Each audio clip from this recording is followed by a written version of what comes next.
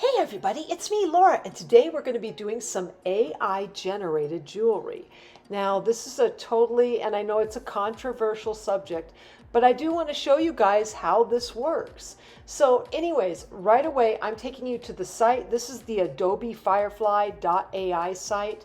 And all you're going to be doing, this is what it looks like on the front here. They've got a search engine right there, and I've started typing in, and I'm going to put in like, what is it, elves and mushrooms. Once I have what I like for subject matter, I go ahead and I hit the generate button. Now this will automatically take me and create like 4 separate images that are square, okay? If I love these things, I can go up to the corner on one of those images, hit that little, share thing, downloads, and then you continue, okay? Now, once the file is downloaded, you can then pull that off and place that right onto your desktop. This thing is really a lot of fun. If you click on one of the images, it will enlarge that image so you get to see all the details to it. And then if you really like that, you can go ahead and just download each one in turn. Now, once you have that, there are a lot of different options here that you can use when it comes to these images. They don't have to have a certain type of look. Hence the idea of why you've got this sidebar here. Now, the aspect ratio is square. That's what it first comes up with. The next aspect ratio could change. You could get everywhere from like a landscape type of look or a portrait look or even a widescreen. So you're not just designated to a square image every time you try to generate whatever ideas you might have. Another feature that I really love about the AI here is that it will give you different effects. So like you could have a popular kind of look, you could have under the movements, they have everything from like steampunk to cyberpunk fantasy. I mean, they've got a pretty nice little list. And you can combine all of these little things, whatever you check off, and it'll be under the little search engine bar there as they're coming up. Once you get the ones you like, you could go ahead then and generate that and see what kind of different look we get. And wow, yeah, this gets pretty wild.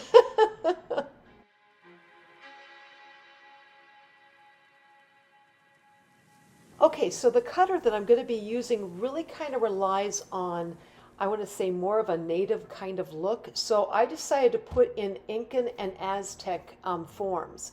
And some really fantastical ones came up, especially when I started adding in the steampunk and the fantasy type element. But when in the end, I was like, those are nice, but I thought, no, let's go with a little bit more of a basic kind of look. So I went and I took out both of those elements and I just thought, let's just go ahead and just generate what I said and just see what I get. And the look was a little bit, it's a little bit more cartoonish, if you will, but I kind of liked it. And so these were the different types that I kind of got. I have another set that I used, and that's going to be coming up here in just a second. All right, so in generating these particular, I want to say, pictures, I did one that was on elves and mushrooms, right? And I wanted to go in, I wanted to show you one reason why the AI is not perfect. And that is because if you look at some of these characters, like right here, the one eye on this girl is not the same as the other, but that can be just fine. However, look at her hands. Some of these, like this one right here over on the one side, it looks like it's got 7 digits. So it's like, okay, that doesn't look quite right. There's going to be some of that when you start to look at some of these images. They're not perfect by any means. And some of them are even a little bit blurred here, a little bit smudged. You could see that especially right here on this fairy. Her face is like really wonk on the one side. And even her boot down here just kind of disappeared off into nowhere. So this is something to keep in mind with the AI. It's not perfect, but for our purposes, it works out great.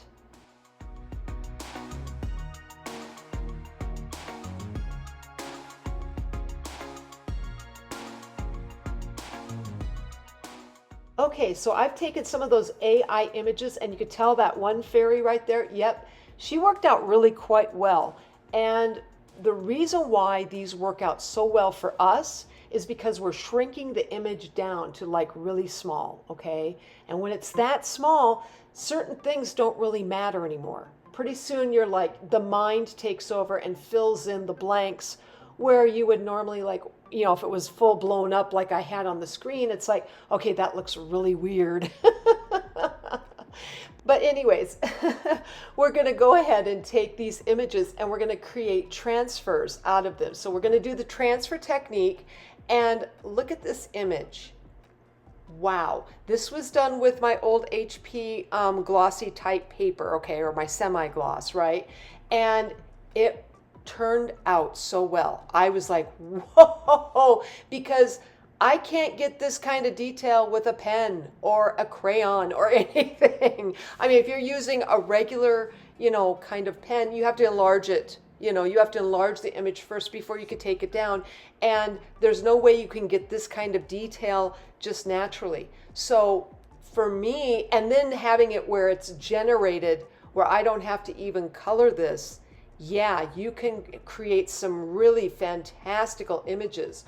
Right here I have a pair, and this is from this image. I took one corner and just blew it up and then reversed one of them so I can make a matching pair of earrings. This is the nice thing about this stuff. You can go ahead and take an extra little part of one portion of a photo that you have and then change it up and have the earrings to match. Oh my goodness.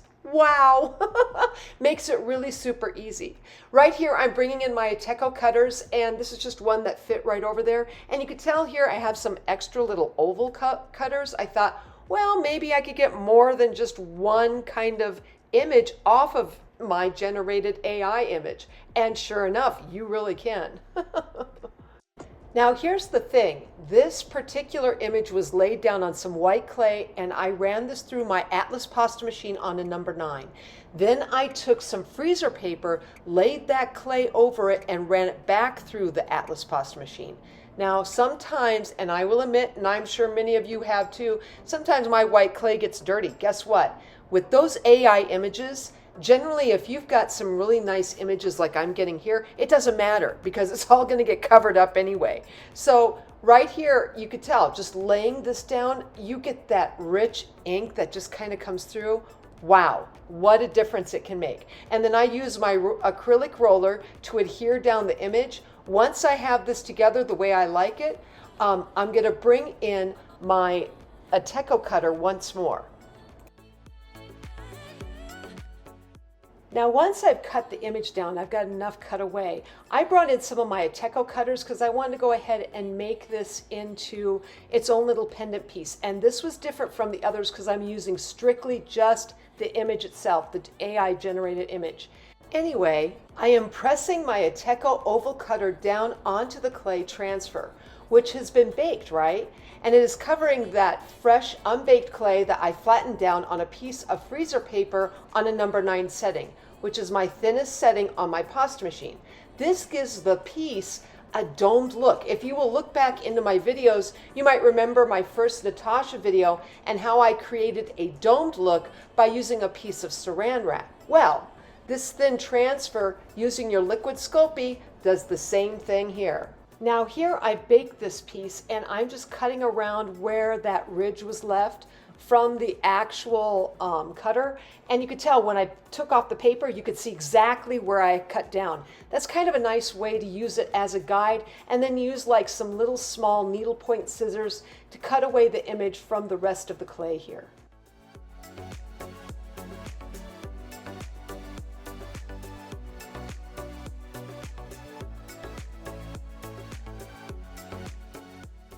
All right, so now I'm going to go ahead and I'm going to address the elephant in the room. Some of you are probably upset that I'm using AI images here, or even AI technology in general, but please don't kill the messenger, okay? I'm just using this, I just wanted to show you what it does and how it works. Strictly speaking for myself, I see these AI images as strictly just a tool, and they're not perfect by any means. And a lot of times I look at them and I'm thinking, okay, I want to go ahead and maybe copy this or that in it, but then use that and put my own style to it or add something to it to make it specifically mine.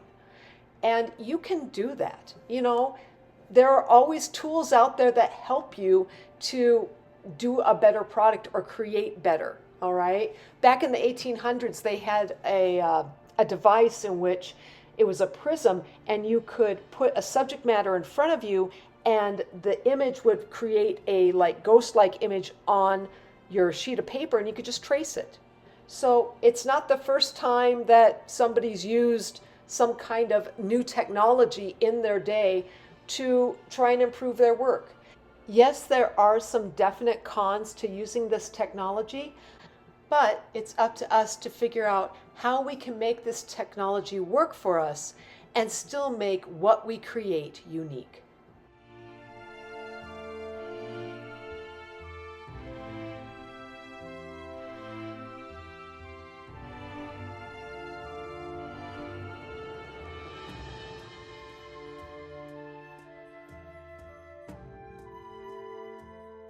All right, so now I'm bringing in my image, and that black was rolled out on a number 4 setting on my Atlas pasta machine. And then I'm using a little bit of my liquid translucent Sculpey here to go ahead and place this particular piece right down on that fresh clay. Then I can also take the matching earrings I have planned for that and do the same as well. This way I finish up my first set of AI jewelry.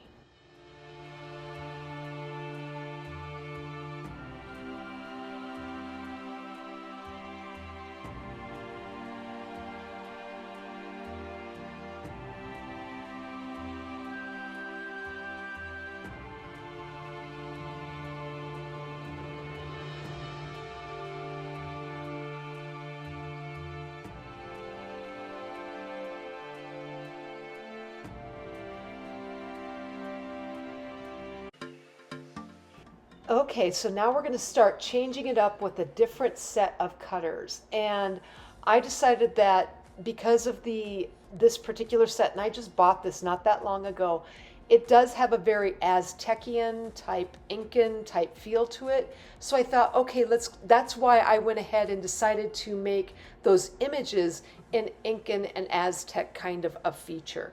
So right here, I'm bringing in some clay, some of my black clay, and I'm going to take it and place it over some freezer paper. And again, I roll this out on a number 9 setting on my Atlas pasta machine. Then roll this, which is on the freezer paper, through that same setting yet again. It adheres the clay right to the paper, and this way then it's a lot easier to manage too. Once I have that clay down and I have this all set up, I'm going to bring in some baby powder, or you can use cornstarch, whichever you wish. And I take a brush and I'm just going to place that right over the surface of this black. This way then I don't have to worry about these particular cutters being stuck, because right here I started doing that and I'm like, okay, it's not quite coming back up, or it's coming up. So I thought, yeah, we need to go ahead and put a release agent on there. You can also use like spray water on there too, but I like my particular cornstarch and baby powder. So as you can tell here, I'm bringing in all of these little texture type bars with their design, and I'm just randomly putting down whatever I want. Okay, now I'm going to also do another sheet here pretty soon where I'm using just one of these and making it uniform across the surface of the clay. But for now, we're just going to go ahead and I'm just placing a bunch of different patterns down. I thought, let's have some fun with this, see what I get. And this was so much fun. I could just sit there and just push this into the clay all day long. Now you might also be wondering too why I had made this clay so thin. I do this so that this way I can enjoy the surface of this particular clay, and I'm going to back it with a thicker piece of clay anyway that's going to have my jewelry findings so I can make my earrings or my pendant piece.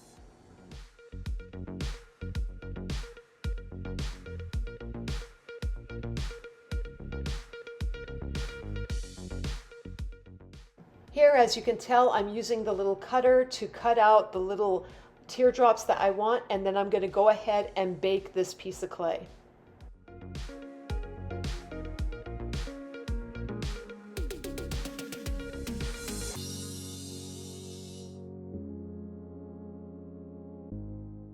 Okay, so I needed to go ahead and buy some more of that glossy paper to do my transfers on, and I could not find my HP paper, or at least not the exact same thing. So I thought, Okay, let's look around and see what else we can do. Well, I found this other type of paper. It was a semi-gloss, but I want you to look here. See, as I'm taking it up, it's taking up the entire image. But look, the background has got, or the backing is kind of frosty. The other one, you could see right through it, right? This is the difference with some of these papers, and it makes a huge difference when you go to use them as well. The one where I had it with the original paper there, you could see right through it, okay? You could place that down on another piece of clay, some clay that has not been baked, and it will adhere just fine. You won't have any problems. This stuff, with the frosty bit kind of going on, I had a little more trouble trying to get this to adhere to another piece of unbaked clay. Something to keep in mind. I also found, though, I wetted the back of this, it didn't do anything to it, and it didn't smear. So the ink is protected. Somehow, when I went ahead and baked this, and this was constant throughout, I did it a number of different times, I had the same thing happen. The ink was protected, but it didn't adhere to, like, say, another unbaked piece of clay. So I had to come in with some liquid Sculpey and place a little bit of that down to adhere it to another piece of clay. That said, when I went to go use the super glue, and you know I went to my super glue, I tried doing that on some fresh clay. Guess what? That didn't work either. So keep this in mind, because you're going to be winding up having to go get some other kinds of paper eventually. To me, the rule of thumb here, the glossier the paper is, so long as it is not photo paper. Do not buy the photo paper. I tried that, and guess what? It did not work at all. It just kind of crumpled up like the heat hit it, and that was it, you know. But that said, just make sure what you're, the paper that you're using, okay? It's either going to be a gloss or a semi-gloss. Make sure it's laser, okay? And this way then it should work just fine with your heat embossing gun. So anyway, I'm taking that liquid Sculpey, like I said, and I'm just putting that on the back of this, and that is fresh white clay. It's been rolled out on a number 9 setting with that freezer paper behind it, and I'm running it back through the machine, and yes, it squeezed out the extra like liquid clay, but it made it a lot thinner too. So this kind of helps it where you can manage it, but you also get the image where it's really put down well, and you don't have to worry about air bubbles either.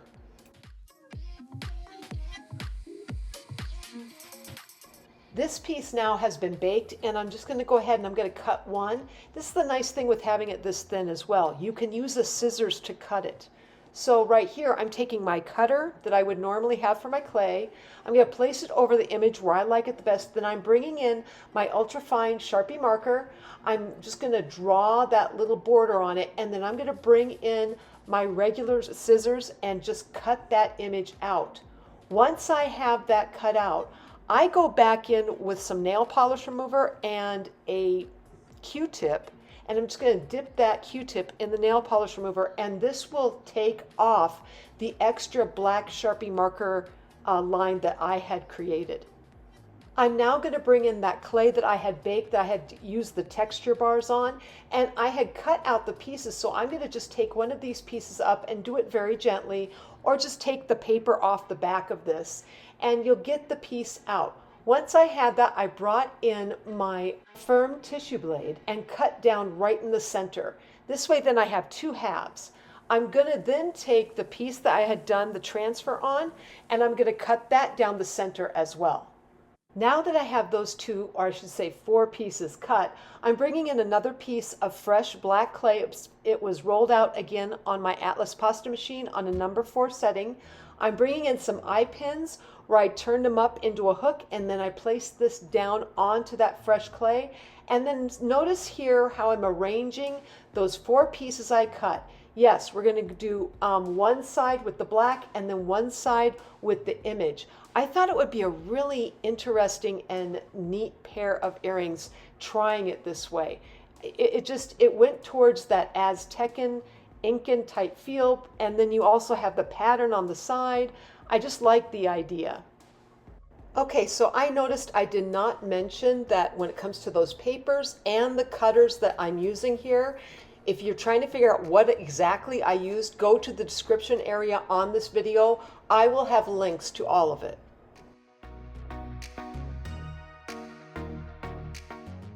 Here I'm going to go ahead and create that pendant piece so that it will match up with the earrings I just made. And again, I'm going to take one of those images. I'm going to make that little outline with my Sharpie marker, cut it out, but this time I am not going to cut it in half. Instead, I'm going to leave it whole, and I'm going to bring in some of those black pieces where I cut the black pieces in half, and they'll just kind of part so the middle section of this image will show and not just half of it.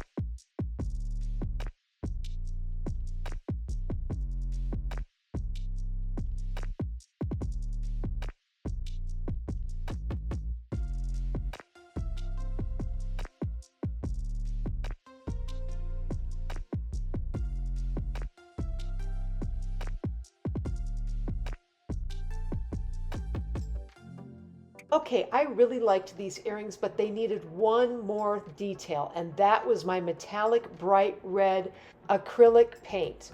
And I thought, let's not do the whole thing. This is why I'm using a paintbrush. I mean, if I wanted to just swipe it with my finger, I'd get the whole thing, but I wanted detail. So I decided to come in with my tinier paintbrush.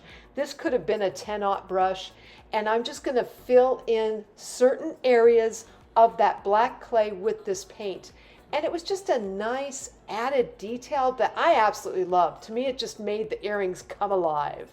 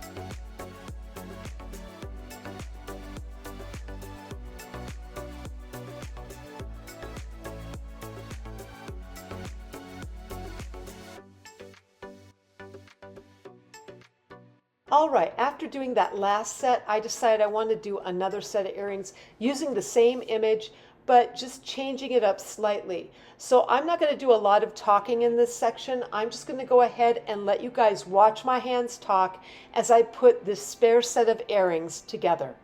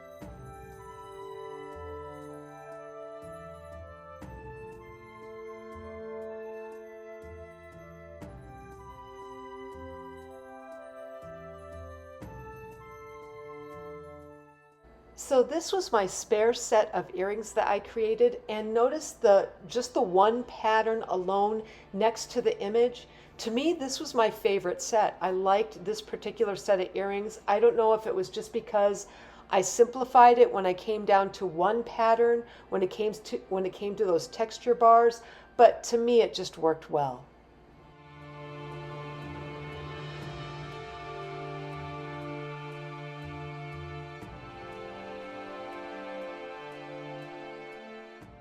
Okay, so we're going to start creating my final set of AI jewelry here, and I'm bringing in this flattened piece of gray clay. Again, it was done on a number 9 setting on my Atlas POS machine with that freezer paper backing it.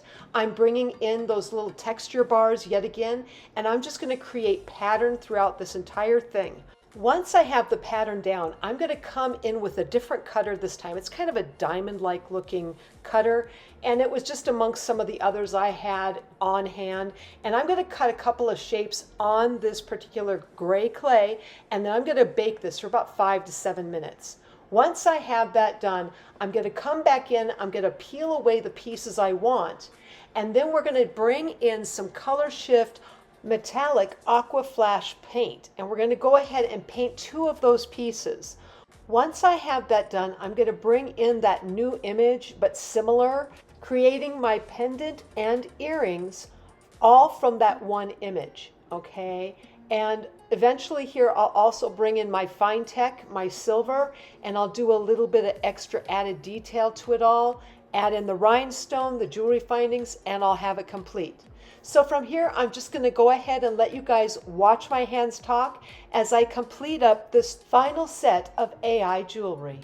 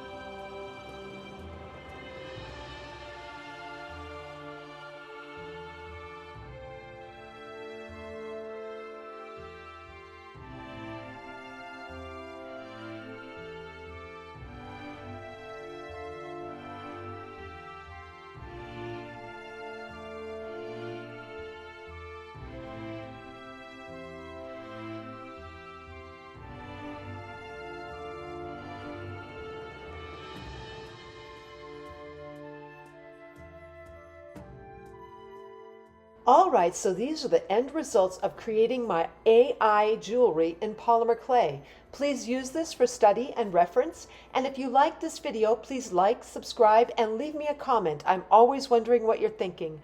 Otherwise, I am sending out my biggest hugs to each of you, and I hope you have a fantastic day.